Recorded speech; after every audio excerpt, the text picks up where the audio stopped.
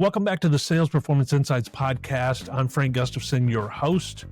Today I want to talk about something that might just change the way you think about sales forever. If you're a business owner or a business leader, you probably heard a lot about features, benefits, and value propositions. That's all marketing talk. But let me ask you something. When was the last time you made a big purchase purely because of some product feature? Yeah, probably never.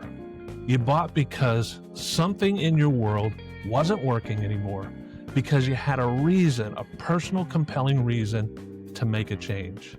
And guess what? Your buyers, they're no different. Today we're going to talk about why uncovering that reason is the single most important skill in modern selling. We'll talk about why most salespeople miss it and what you can do in your business to make sure that your team does not miss it. So why do buyers really buy?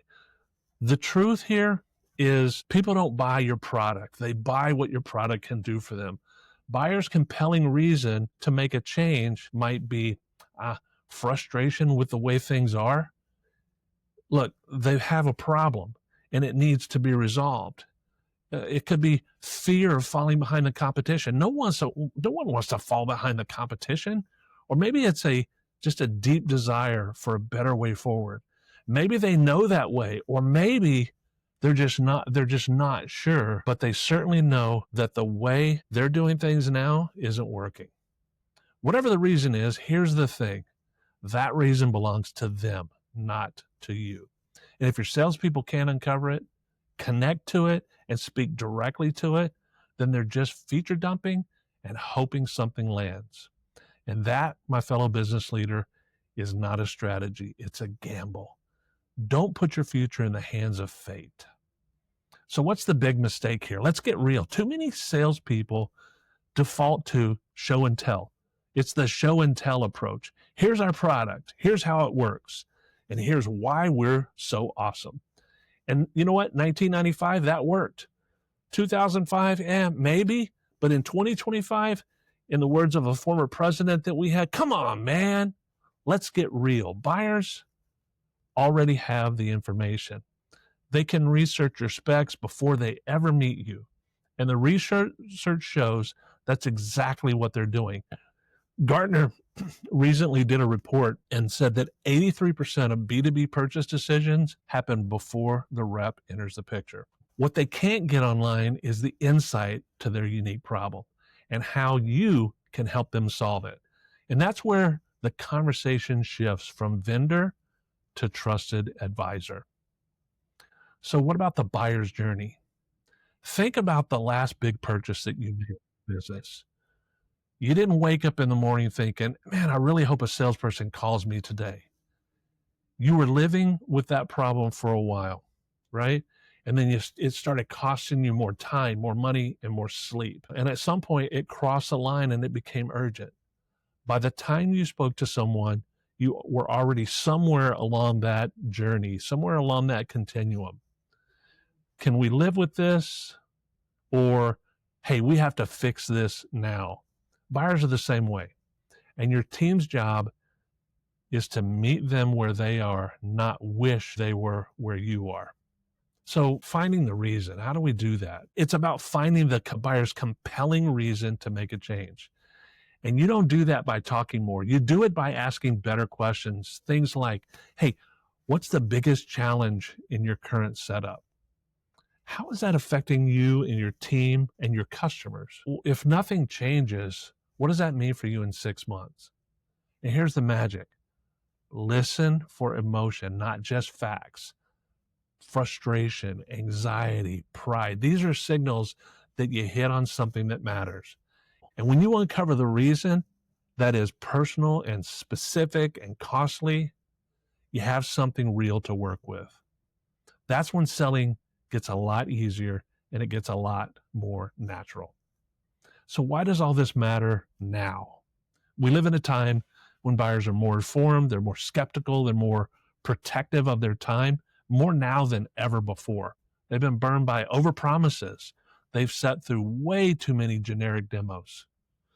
and they're hungry for someone who understands them and understands their world. In 2025, sales isn't just about memorizing scripts. It's about curiosity. It's about empathy. It's about relevance. And if your team can connect the dots between the buyer's need and your solution, you'll win. And if they can't, someone else will win. So what is your role as the leader? If you're a business owner or a leader, here are some challenges. Do your people know how to uncover the buyer's compelling emotional reason to make a change? Or are they just defaulting to product talk? Are they spending more time listening, or are they spending more time talking? Do they understand where each prospect is in the buyer's journey? Are you measuring conversations about their problems, or are you just measuring how many demos that they booked? If you can't answer these questions with confidence, you might have a sales process problem. Not necessarily a salespeople problem, but a sales process problem. The key here is to make a shift. And here's how you make that shift in your business. First, train your people to ask better questions. And then when they ask those questions, how to actually actively listen to the answers. Make discovery sacred. No skipping steps to get to the pitch. How about rewarding insight, not just activity? Celebrate a salesperson who uncovers a $100,000 problem, not the one who makes the most calls. And then coach in the moment. After the calls, review where they could have gone deeper. In this age of AI, this is easier than ever, and you can do it at scale. What's the takeaway here? Features and benefits might get you a polite nod, but buyers' compelling reasons to make a change, that's what gets decisions. So if you want to sell more in 2025, stop making it about you. Get curious, understand their journey, and when you find the real reason, don't move past it. Stay there. That's where deals are won.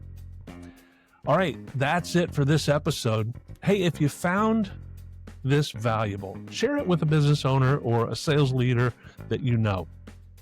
And if you want the full article on this topic, I'll drop a link in the show notes. Or if you visit my LinkedIn profile, you can find all of my Sales Performance Insight newsletter articles. Hey, until next time, keep leading, keep selling, and keep your focus on the buyer's real reason to make a change. And remember, nobody ever got fired for improving sales performance.